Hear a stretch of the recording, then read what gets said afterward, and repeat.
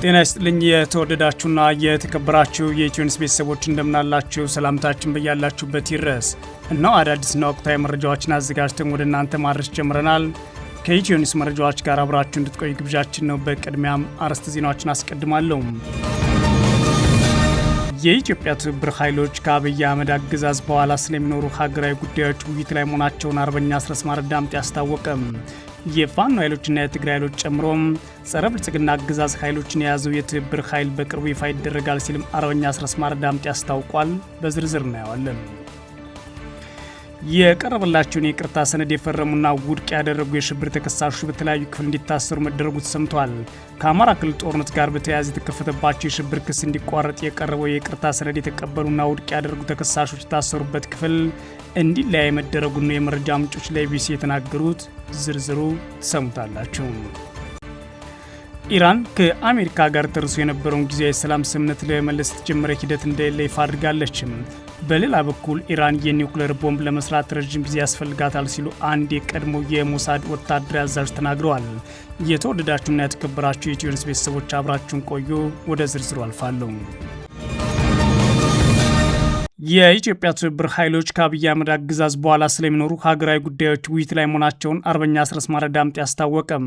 የፋኖ ኃይሎችና የትግራይ ኃይሎችን ጨምሮ ጸረ ብልጽግና አገዛዝ ኃይሎች የያዙት ትብብር ኃይል በቅርብ ይፋ ይደረጋል ሲልም አርበኛ አስረስ ማረ ዳምጤ አስታውቋል።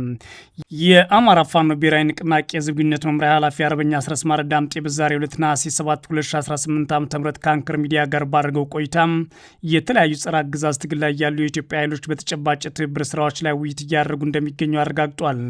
የብልጽግና አገዛዝ አሁን ላይ የተለያዩ ኃይሎች ተጣምረው ጥቃት ሊያርሱበት እየተዘጋጁ በተደጋጋሚ ሲገልጽ ቢቆይም ብልጽግናን የሚታገሉ ኃይሎች በኩላቸው አድርገውታል ስለሚባለው ትብብር በይፋ መግለጫ አላወጡም።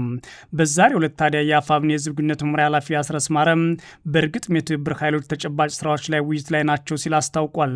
ትብብርን በተመለከተ አፋብን ከተመሰረተ ጀምሮ ግልጽ አቋም የያዘበት ጉዳይ ነው ያለው አርበኛ አስረስ ማረ ዳምጤ አሁን ደግሞ ሌሎች ጸረ ብልጽግና አገዛዝ ኃይሎች ተመሳሳይ አቋም እየያዙ ነው። ዛሬ ላይ በተጨባጭ ትብብር ስራዎች አሉ፣ በቅርቡም በይፋ ይገለጻል ሲል ተናግሯል። በተለይ የትብብርን ጉዳይ በተመለከተ የአማራ ፋኖ ብሔራዊ ንቅናቄ ከተመሰረተበት ጀምሮ ይፋዊ አቋሞችን የወሰድንበት በይፋም ሌሎች ኃይሎች የትግሉ አካል እንዲሆኑ ተከታታይነት ያላቸውን ጥሪዎች በመግለጫዎችም በምናደርጋቸው ቃለ ምልልሶችም በሌሎችም በመድረኮቻችንም እየገለጽንበት ነው። ድርጅታችን እንደ ድርጅት የያዘው አቋም ከመሆኑ ባሻገር የአማራ ህዝብ የሚፈልገው መሆኑም ህዝብ ጋር በምናደርጋቸው መድረኮች ከሰራዊታችን ጋር በምናደርጋቸው መድረኮች የታየ ይህን ትግል የሚደግፉ ዳር እንዲደርስ የሚሹ ወገኖቻችንም ፑሽ ሲያደርጉት የነበረው ጉዳይ ወደፊት እንዲመጣ ግፊት ሲያደርጉበት የነበረው ጉዳይ ነው። ያንን ተከትሎ ሌሎች ኃይሎችም ተመሳሳይ አቋም ይዘዋል። በተለይ ጸረ ብልጽግና ተጋድሎ የሚያደርጉ መሬት ላይ ተጋድሎ እያደረጉ ያሉ ኃይሎች በትብብር አገዛዙን ማስወገድ ሁነኛ መፍትሄ እንደሆነ በቀዳሚነት አቋም እያያዙበት ነው። ደግሞ ካየነው ከፋፋይነት ባህሪ ዋነኛ ምሽግ አድርጎ ከኃይሎች መካከል ያለውን ቅራኔ በህዝብ መካከል ያለውን ኢሊቱ ሊፈጥር የሚፈልገውን የታሪክ ቁርሾ ነው። እንደምታውቀው አገዛዙ የታሪክን መጥፎ ገጾች ሲፈልግ ነው የሚውለው። እነኚህን የታሪክ መጥፎ ገጾች ናቸው ያላቸውን ደግሞ በህዝብ መካከል ልዩነት ለመፍጠር በደንብ ካፒታላይዝ አድርጎ ነው የሚጠቀምባቸው። ስለዚህ እድሜው የሚረዝመው የሚኖረው ልዩነታችን መካከል ነው ብሎ ስላመነ በዛ እየሰራበት ነው። የአንጻር መተባበር በጣም ወሳኝና አስፈላጊ መሆኑን ሁሉም ኃይሎች እያመኑበት በመምጣታቸው ስራዎች እየተሰሩ ነው። በተጨባጭ እንቅስቃሴዎች እየተደረጉ ነው። ነገር ግን በምን ጉዳይ፣ በምን ማዕቀፍ፣ እስከምን ድረስ፣ እስከምን ወሰን፣ እንዴት የሚሉ ዝርዝር ጥያቄዎችን የሚመልስ ነገር ያስፈልጋል። ይህንን የሚመልስ ስራ እየተሰራ ነው። እንግዲህ በቅርቡ በይፋ ሊገለጽ እንደሚችል ነው ማረጋግጥልህ። እሱን ያው ጊዜው ሲደርስ ህዝቡ በሚዲያዎች በኩል ይፋ የምናደርግ ነው የሚሆነው። አፋብን ከማን ጋር ነው የሚተባበረው? በትብብር ውስጥ የትግራይና የኦሮሞ ኃይሎች ጨምሮ በታሪክ የፖለቲካ ልዩነታችሁ ሰፊ ነው ይባላል። በዚህ ጉዳይ ትብብር ስታደርጉ ቀይ መስመራችሁ ማለፍ አይሆንም ወይ ተብሎ የተጠየቀው አርበኛ አስረስ ማረ ዳምጤ የትብብሩ መንፈስ በትላንት ታሪክ ላይ የተቸነከረ አይደለም፣ በእኛ በኩል ቀይ መስመር አለፈ የሚባለው የፋኖ ኃይል የተነሳለት ዓላማና ጥያቄ ያለፈ ከሆነ ብቻ ነው ሲል አስታውቋል። በትላንት ታሪክ ላይ ብቻ ቆመው የሚያስቡ አካላት መቼም ትብብር እውን አያደርጉም ያለው አፋብን ህዝብ ግንኙነት መምሪያ ኃላፊ አስረስ ማረ ዳምጤ የፖለቲካ ትብብር በዋናነት ዛሬ ና ነገን መሰረት ያደረገ እንደሚሆን ተናግሯል። አርበኛ አስረስ ማረ አክሎም አፋብን ትብብርን በተመለከተ ብዙ ጊዜ ወስዶ የመከረበት ጉዳይ መሆኑን በመግለጽ አሁን ላይ ኢትዮጵያን ኃይሎች መተባበር ኢትዮጵያን ለማጽናት ወሳኝ ነው ሲል አስታውቋል። የትላንት ታሪካችንን እንመርምር ከተባለ ማንም ከማንም ጋር ሳይተባበር ሁሉም ብቻውን ነው የሚቆመው። ሁሉም ወደ ያቅጣጫው ነው ሊተም የሚችለው። ያ ደግሞ ማለት ተፈጥሯዊ አይደለም። ያንንም ታሳቢ ተደርጎም ፖለቲካ አይሰራም። በአጠቃላይ እንዲህ አይነት አስተሳሰብም ፖለቲካል ነው ብዬ ነው። ስለዚህ ቀይ መስመር አለፈ የሚባለው የፋኖ የህልውና ጥያቄዎች ኮምፕሮማይዝ ካደረገ እንደሚታወቀው የአማራነት እንቅስቃሴና አጠቃላይ የትግላችን ማዕቀፍ ከኢትዮጵያዊነት የማይጋጭ እና የማይጣረስ እንደመሆኑ መጠን ከዚህ ከኢትዮጵያ ሁለንተናዊ አንድነትና ህልውና ቆሙ ኃይሎች ጋር ወይም የተነሳብን ዓላማ እና ጀስት ኮዝ ጥሩ ከተነሳ ነው እንግዲህ መስመር አልፏል የሚባለው። እነኚህን ነገሮች እስካስጠበቀ ድረስ ይሄ ጉዳይ በዛ ልክ ሊታይ የሚገባው አይደለም። በሌላ በኩልም ታየው ይሄ ንቅናቄ አሁን የተደረሰበት አጠቃላይ መንፈስ ያደረገውም ዋነኛው የፋኖ ተጋድሎ ነው ብዬ ነው የማምነው። አርበኛ አስረስ ማረ ዳምጤ የፋኖ የኦላና የትግራይ ኃይሎች ጨምሮ የተለያዩ የትብብር ኃይሎች በተለይም ከአብይ አህመድ አገዛዝ በኋላ ስለሚኖሩ ሀገራዊ ጉዳዮች ላይ ውይይት መሆናቸውን አረጋግጧል። ትብብራቸው የብልጽግና አገዛዝን ለመጣል ያለመ ወታደራዊ ትብብር ወይስ ተብሎ የተጠየቀው አርበኛ አስረስ ማረ ዳምጤ የትብብር ኃይሎች ከአገዛዙ ውድቀት በኋላ በሚኖረው ሀገራዊ ጉዳይ ላይ ጊዜ ወስደው እየመከሩ ይገኛሉ ሲል ነው ይፋ ያደረገው። ትብብር እያደረጉ ወይም ብር ማቀፍ ይዘው ሊመጡ ነው የሚባሉት ኃይሎች ጫፍና ጫፍ የወጣ ፖለቲካ አመለካከት እና አቋም ነው ያላቸው። የሚተባበሩትም የሚነጋገሩትም ብልጽግናን ስለማስወገድ እንጂ ከዛ በኋላ ስላለው ነገር ምንም አጀንዳ የላቸውም የሚለው ተራ ስፔኩሌሽን ነው። ግጥ ለአንድ ጊዜ ለተቃርኖ አሰላለፍ ውስጥ እንዲቆይ ስራ እንደተሰራበት ፖለቲካ ሊቅና የፖለቲካ ኃይል አይነት ግምቶች ቢቀመጡ የሚገርም አይደለም። ነገር ግን ታዲያ ምን እየተነጋገርን ነው ሲባል ምን እያደረግን ነው? እንዲህ አይነት የአመለካከት አንድነት ለማምጣት እኮ ነው ንግግር የሚያስፈልገው። ጅማ ብልጽግናን እንውጋ በሚለው አጀንዳ ላይ ብቻ ከሆነ እኮ ምናልባትም የትብብር ጉዳይ የአንድ ቀን አጀንዳ ነው የነበረው። እስከዛ ገልጸው የምትችለው የአንድ ፓራግራፍ ጉዳይ ነው የሚሆነው። ነገር ግን ውይይት የሚያስፈልገው ንግግር የሚያስፈልገው የተለያዩ አጀንዳዎችን መያዝ እና ተከታታይ ውይይቶችን መያዝ በየደረጃው ከአባል ጋር ሌላውም ጋር መምከር ያስፈልገው እንዲህ አይነት ጉዳዮች ላይ ለመምከር ነው። በመሰረቱ በብልጽግና መወገድ ማግስት በሚኖረው ስርዓተ መንግስት ጉዳይና በሌሎች ወሳኝ ሀገራዊ ጉዳዮች ላይ ነው ውይይትም የሚደረገው ትብብርም የሚደረገው ምክክር ነው። ስለዚህ ትልቅ ኃላፊነት የሚሰማው እንዳልኩ ለአጠቃላይ ለቀጠናውና ለኢትዮጵያ ዘላቂ ሰላም ዋስትና ሊሆን የሚችል የትብብር ማዕቀፍ ነው እንዲሰራ ጥረት እየተደረገ ያለውና እንዲሁ ዝም ብሎ ሆነን ኃይል ለመዋጋት ብቻ የሚደረግ ተራ ጉዳይ ተደርጎ መወሰድ የለበትም። በዛ ልክም ያሉትን ችግሮችና ስጋቶች በሚገባ የሚረዳ አመራር ነው ያለው። በተለይ እንደ አማራ ፋኖ ብሔራዊ ንቅናቄ የምንወክለው ህዝብ እና ታጋይ ከአጠቃላይ ሀገራዊ ጉዳዮች ጋር ያለውን ቁርኝት በሚገባ እንረዳለን። በኢትዮጵያ ሀገረ መንግስት ግንባታ ውስጥ ያለውን ጉልህ ድርሻ ይህን አጠቃላይ የአማራን ህዝብ እሴት፣ አመለካከት እና ሁለንተናዊ ታሪካዊ ተሳትፎ መሰረት ያደረገ ፕሮግራም ማዘር ሌላውንም ህዝብ ጭምር የሁሉንም እና ፍላጎት ማቀፍ እንዲዘጋጅ ነው ጥረት እየተደረገ ያለው። በዚህ ረገድ የሚነሳው ስጋትም ብዙም የሚያሳስብ አይደለም። ያን በመስራት ነው ጊዜም የተወሰደው። ባጭሩ እንዲህ አይነት ስጋቶች ከነበሩት አጠቃላይ ኢትዮጵያ ውስጥ ከነበሩት ከአሳለፍናቸው ታሪኮቻችን አሁን አገዛዙ እየተጠቀመው ካለው ከፋፋይነት አንጻር ቢነሱ የሚቀርፍ የሚያጠፋ ስራ ለመስራት ነው ጊዜ ወስደን ውይይቶች እየተደረጉ ያሉት። የብልጽግና አገዛዝ የውስጥና የውጭ ኃይሎች ጽምዶ በሚል ተጣምረው ጥቃት ሊከፍቱብኝ እየተዘጋጁ ነው በሚል በሚቆጣጠራቸው ሚዲያዎች እኩል ተከታታይ ዘገባዎችን እየሰራ የሚገኝ ሲሆን ትብብር እየፈጠሩ እንደሚገኙ በተናጠል እየገለጹ የሚገኙት ጸረ ብልጽግና ኃይሎች በኩላቸው የትብብሩ አባላት ኢትዮጵያን ኃይሎች መሆናቸውን አስታውቀዋል። ይህ የኢትዮጵያን ጸረ ብልጽግና ኃይሎች ትብብር በቅርብ ይፋ ይገለጻል ሲል አርበኛ አስረስ ማረ ዳምጤ ጨምሮ አስታውቋል። በአገዛዙ የቀረበላቸውን የይቅርታ ሰነድ የፈረሙና ውድቅ ያደረጉ የሽብር ተከሳሾች በተለያዩ ክፍል እንዲታሰሩ መደረጉ ተሰምቷል። ከአማራ ክልል ጦርነት ጋር በተያያዘ የተከፈተባቸው የሽብር ክስ እንዲቋረጥ የቀረበው የይቅርታ ሰነድ የተቀበሉና ውድቅ ያደረጉ ተከሳሾች የታሰሩበት ክፍል እንዲለያይ መደረጉን ቢቢሲ ከምንጮች አረጋግጫለሁ ሲል ዘግቧል። የተከሳሾች ማቆያ እንዲለይ የተደረገው በይቅርታ ሰነዱ ምክንያት ከተፈጠረ አለመግባባት ጋር በተያያዘ ነው ሲሉ ምንጮች ገልጸውልኛል ይላል።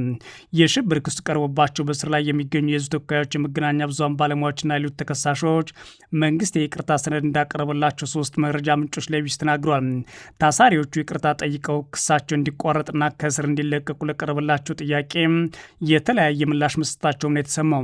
ከማክሰኞ ነሐሴ 5 2018 ጀምሮ የይቅርታ ሰነዱ ላይ ፊርማቸውን ያኖሩና የተቃወሙ ተከሳሾች የነበሩበት ማቆያ ክፍል እንዲለያይ መደረጉን ምንጮች አስረድተውኛል ብሏል ቢቢሲ ስለ ጉዳዩ ከቃሊቲ ማረሚያ ቤት አስተዳደር መረጃ ለማግኘት ያደርገው ጥረት ወዲያው ምላሽ አላገኘም ብሏል። የአገዛዙ የፌዴራል ማረሚያ ቤት ኮሚሽን አስተያየትም ለማግኘት ጥያቄ ቀርቦ ነበር። ሰነዱ እንደማይፈርሙና ከገለጹት መካከል በተለይም የአማራ ክልል ምክር ቤት አባላቱ ዮሐንስ ቧያለው፣ መስከረም አበራ፣ ዶክተር ወንድሰን አሰፋ፣ ዶክተር ሲያጉቸውና ዶክተር ቴዎድሮስ ኃይለማርያም ይገኙበታል ይላል ቢቢሲ። የመገናኛ ብዙሃን ባለሙያዎች ጎበዝ ሲሳይ፣ መስከረም አበራ፣ ዳዊት በጋሻው፣ አባይ ዘውዱና ገነት አስማማው ሰነዱን ውድቅ ካደረጉት መካከል እንደሆኑ ቢቢሲ መረጃ አግኝቻለሁ ብሏል። በአንድ ክፍል ውስጥ ከ60 በላይ ተከሳሾች እንደነበሩ የሚገልጹት የመረጃ ምንጮቹ ሰነዱን ያልፈረሙ 24 ተከሳሾች በዛው ክፍል እንዲቆዩ ተደርገዋል። የቀሩት ደግሞ ማክሰኞ ዕለት ከማቆያ ወጥተው በማረሚያ ቤት ውስጥ ወደሚገኝ ሌላ ክፍል መዛወራቸውን ገልጸዋል። ይህ እርምጃ የተወሰደው በሁለቱ ወገኖች መካከል በአቋም መለያየት ምክንያት አለመግባባት በመፈጠሩ ነው ሲሉ ምንጮች ጠቅሰውልኛል ብሏል። ከክፍል መለያየቱ በኋላ ሰነዱ ላይ አንፈርም ያሉ ተከሳሾች ተደጋጋሚ ፍተሻ እየተደረገባቸው እንደሚገኝም ቢቢሲ ዘግቧል። በተለያዩበት ቀን ማክሰኞ ዕለት ፍተሻ እንደተደረገ በማግስቱ ረቡዕ ዕለት የቢቢሲ ዘገባ ከወጣ በኋላ ደግሞ ከፍተኛ ፍተሻ መካሄዱን ቢቢሲ ዘግቧል። የሽብር ተከሳሾቹ ይቅርታ ጠይቀው ከእስር እንዲለቀቁ የሚጠይቀው ሰነድ የደረሳቸው የኢትዮጵያ ሰብዓዊ መብት ኮሚሽን ኢሰመኮ ለአንድ ወር ያህል ታሳሪዎቹ ከመንግስት ጋር ካደራደረ በኋላ መሆኑን ለጉዳዩ ቅርብ የሆኑ የመረጃ ምንጮች ገልጸዋል። ሰነዱ ከቀረበላቸው ከ300 በላይ የሽብር ተከሳሽና የአማራ ተወላጆች አብዛኛዎች ፊርማቸው ማኖራቸውን ቢቢሲ ተገንዝቤያለሁ ብሏል። ለመፈረም ፈቃደኛ ያልሆኑ ተከሳሾች የቀረበባቸውን ክስ በመቃወም በፍርድ ቤት እየተከራከሩ ባሉበት ሁኔታ ወንጀለኞች ነን ብለው ለመፈረም ፈቃደኛ ለመሆናቸው እንዳሳወቁ ሶስቱ ምንጮች ነግረውኛል ይላል ቢቢሲ። የይቅርታ መጠየቂያ ሰነዱ ታሳሪዎቹ በተለያዩ መዝገቦች የቀረቡባቸውን ወንጀላዎች አምነው ኃላፊነት እንዲወስዱ የሚጠይቅ መሆኑን ቢቢሲ የተመለከተውና ሰነዱን አንፈርሙም ያሉ የሽብር ተከሳሾች የጻፉት ደብዳቤም ያሳያል። ጥያቄያቸው መንግስት ክስ ሂደቱ እልባት መስጠት ከፈለገ ህጉ በሚፈቅደው መሰረት ክሱን አቋርጦ በምህረት ይፍታን የሚል ነው። ወንጀል ህግና በይቅርታ አዋጅ መሰረት አንድ ተከሳሽ ወንጀለኛ ተብሎ ካልተፈረደበት በስተቀር በይቅርታ ሂደት ውስጥ ማለፍ ህግ አይፈቅድለት ሲል ቢቢሲ ጨምሮ ዘግቧል። ኢራን ከአሜሪካ ጋር ተርሶ የነበረው ጊዜያዊ የሰላም ስምምነት ለመመለስ የተጀመረው ሂደት እንደሌለ ይፋ አድርጋለች። በሌላ በኩል ኢራን የኒውክሌር ቦምብ ለመስራት ረጅም ጊዜ ያስፈልጋታል ሲሉ የእስራኤል የሞሳድ ቀድሞ አዛዥ ተናግረዋል። ባህረ ሰላጤው የሚደረገው ጦርነት የሚያስቆም ስምምነት ላይ እንዲደርሱ የሚደረገውን ጥረት በተመለከተ አሜሪካና ኢራን የገቡበት መፋጠጥ አሁንም መቀጠሉን የቴህራን ከፍተኛ ባለስልጣን ለሮይተርስ ነው የተናገሩት። እንደ ባለስልጣኑ ገለጻ ባለፈው ሰኔ ላይ ተደርሶ የነበረው ጊዜያዊ የሰላም ስምምነት ለማስነሳት እንዲሁም ለስምምነቱ ትግበራዊ ጊዜ ሰሌዳ ለማስቀመጥ የሚደረገው ጥረት ላይ የታየ መሻሻል የለም። ማክሰኞ ዕለት በቀጠናው ይጓዙ የነበሩ መርከቦች ላይ የተፈጸመውን ጥቃት ተከትሎ የአሜሪካ ፕሬዚዳንት ዶናልድ ትራምፕ በድጋሚ የኢራን መሪዎች ላይ ቁጣቸውን ገልጸው ነበር። ይህ ክስተት ሁለቱ ሀገራት ስምምነት ላይ ይደርሳሉ የሚለውን ተስፋ ይበልጥ አደጋ ውስጥ ጥሎታል ይላል ቢቢሲ። ሰኔ ላይ የተፈረመው ስምምነት በሁሉም ግንባሮች የሚካሄዱ ወታደራዊ እንቅስቃሴዎች ወዲያውኑና በዘላቂነት እንዲቆሙ የሚያደርግም ነበር። ይሁን እንጂ ስምምነቱ ከተፈረመ ከሳምንታት በኋላ ሁለቱ ሀገራት አንዳቸው በሌላኛቸው ላይ ጥቃት ተፈጸም ጀምረዋል። ይህን ተከትሎ ፕሬዚዳንት ትራምፕ ስምምነቱ እንዳበቃ የተናገሩ ሲሆን የኢራን ውጭ ጉዳይ ሚኒስትርም ስምምነቱ መታገዱን ገልጸው ነበር። አሜሪካ በስምምነቱ መሰረት ኢራን የሆርሙዝ ወሽመጥን አልከፍትም በማለት ትከሳታለች። ቴህራን በበኩሏ ዋሽንግተን የኢራን ወደቦች ላይ የተጣለውን የጉዞ እገዳ ማንሳትና የታገዱ ሀብቶቿን እንደማስለቀቅ ያሉ እርምጃዎች አልወሰደችም ስትል ትናገራለች። የዜና ወኪል ሮይተርስ ያነጋገራቸው የኢራን ምንጭ በአሸማጋዮቹ ውይይት እየተደረገበት ያለው አንዱ ጉዳይ የአሜሪካ ወደ ጊዜያዊ ስምምነት መመለስና የገባቻቸውን ቃሎች የሚፈጸምበት የጊዜ ሰሌዳ ማስቀመጥ ነው ሲሉ ተናግረዋል። ነገር ግን በዚህ ጉዳይ ላይ ምንም አይነት መሻሻል የለም ሲሉ ለዜና ምንጩ ጨምረው ተናግረዋል። ታዲያ ትራምፕ ረቡዕ ዕለት በትሩዝ ሶሻል ማህበራዊ ሚዲያ ገጻቸው ባሰፈሩት ጽሁፍ አሜሪካ በሆርሙዝ ወሽመጥ ላይ ሙሉ ቁጥጥር አላት ሲሉ ተናግረዋል። ወደ ኢራን ወደቦች የሚደረግ ጉዞ ላይ የተጣለው እግድም እንዳለ በመጥቀስ ኢራን ልታደርግ የምትችለው ምንም ነገር የለም ሲሉ ነው ትራምፕ የተጻፉትም። ኢራን ሆርሙዝ ወሽመጥን ለማስተዳደር ያቋቋመችው የፋርስ ባህረ ሰላጤ ወሽመጥ ባለስልጣን ግን የትራምፕ አስተያየትን አጣጥሎታል። ሆርሙዝ ወሽመጥ ላይ እገዳ የለም የሚለው የአሜሪካ ባለስልጣናት ገለጻና ተደጋጋሚ ልጥፍ እውነታውን አይቀይረውም ብሏል። ሆርሙዝ ወሽመጥ እንደተዘጋ ይቆያል፣ የኢራን ቅድመ ሁኔታዎች ተቀባይነት እስካላገኘው ድረስ አይከፈትም ሲል አስታውቋል። በሌላ በኩል ኢራን የኒውክሌር ቦምብ ለመስራት ረዥም ጊዜ ያስፈልጋታል ሲሉ የሞሳድ ቀድሞ አዛዥ ተናግረዋል። የእስራኤል የስለላ ድርጅት ሞሳድ የቀድሞ አዛዥ ዮሲ ኮክን ኢራን በተፈጸመባት ተከታታይ ጥቃት ምክንያት የኒውክሌር ቦምብ የመስራት አቅሟ ተዳክሟል ሲሉ ተናግረዋል። ባለስልጣኑ የእስራኤል የስለላ ድርጅት ፎርዶ የተባለው የኢራን ከመሬት በታች የሚገኝ የኒውክሌር ተቋም ላይ በቅርበት ባደረገው ክትትል ከፍተኛ ጉዳት ስለደረሰበት መልሶ ለመገንባት ረዥም ጊዜ ያስፈልገዋል ብሏል። አሜሪካ በተቋሙ ላይ ያደረሰችው ጉዳት ሲያልሙት የነበረው ህልም ስኬት ነው ሲሉ የገለጹት ቢሆንም ይህ ነው ሲሉ ምን ማለታቸው እንደሆነ ግን ማብራሪያ አልሰጡም። የቀድሞ የሞሳድ አዛዥ ተቋማቸው ኢራን ለዓመታት ከመሬት በታች ስትገነባ የቆየው ፎርዶ የኒውክሌር ተቋም በቅርበትና በዝርዝር ስትከታተለው እንደቆየ ማክሰኞ ዕለት በተደረገ ስብሰባ ላይ ነው የተናገሩት። ጨምረውም ኢራን 60 ዓመቱ የዳበረ ዩራኒየም አዘጋጅታለች ማለት ምንም እንኳን ንጥረ ነገሩ በከፍተኛ ደረጃ የዳበረ ቢሆንም የኒውክሌር ጦር መሳሪያ እንዲኖራት ያስችላል ማለት አይደለም ብለዋል። 60 ዓመቱ ዩራኒየም ማዳበር ማለት ቦምቡን ለመስራት ገና ብዙ ርቀት መጓዝ የሚያስፈልገው ጉዳይ ነው ሲሉ የተናገሩት። አሜሪካ ፎርዶ የተባለው ከተራሮች በታች የሚገኘውን የኒውክሌር ተቋም በልዩና ከባድ ቦምብ የደበደበችው ባለፈው ዓመት ሰኔ ወር ላይ የፈጸመችው ጥቃት ነው። በዋነኛነት አሜሪካና እስራኤል ኢራን የምታመርተውን የኒውክሌር ተቋም ለመምታትና የቦምቦቹን መመረት ለማስቆም ያደረጉት ጥረት ወደ ሙሉ ጦርነት አቅንቶ በቀጠናው እስካሁን ድረስ ውጥረት ፈጥሯል። ይህ ጦርነት ወራትን ያሳለፈ ሲሆን በአሁኑ ሰዓትም ቢሆን በቀጠናው የሚደረገውን የንግድ እንቅስቃሴ በዓለም ላይ በአስከፊ ሁኔታ እንዲፈጸም ያደርገው ሆኗል። የነዳጅ ዋጋን ጨምሮ የተለያዩ የመሰረተ ልማት እንቅስቃሴዎችና የዓለም ንግድን ያዛነፈውን ይህን ውጊያ ማቆም ያልተቻለው ሁለቱ ሀገራት በእውነተኛ መርህ ላይ የተመሰረተ ስምምነት ባለመፈጸማቸው እንደሆነ መረጃዎቹ ያሳያሉ። የተወደዳችሁና የተከበራችሁ የኢትዮ ኒውስ ቤተሰቦች መረጃዎቻችን የተከታተላችኋቸውን ይመስላሉ። መልካም ጊዜ እመኛለሁ።